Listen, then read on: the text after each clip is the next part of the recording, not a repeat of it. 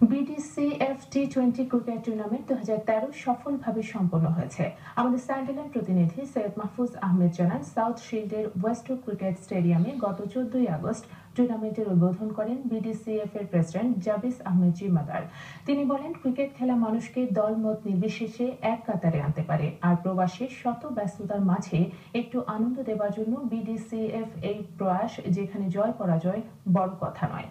লীগ পর্যায়ে এই খেলায় সান্ডারল্যান্ড রয়্যালস, নিউক্যাসল, বিডিসিএফ, এসএসবিসিসি সহ মোট 4টি টিম অংশগ্রহণ করে।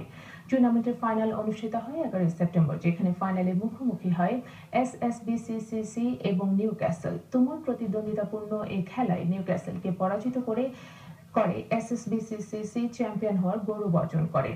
এ সময় অন্যান্যের মধ্যে উপস্থিত ছিলেন সোহেল শিকদার, হুসাইন রূপক, জীবন, রাহাত, কামাল, রাসেল, আল হেলাল, আব্দুল রাকিব সহ স্থানীয় গণ্যমান্য ব্যক্তিবর্গ।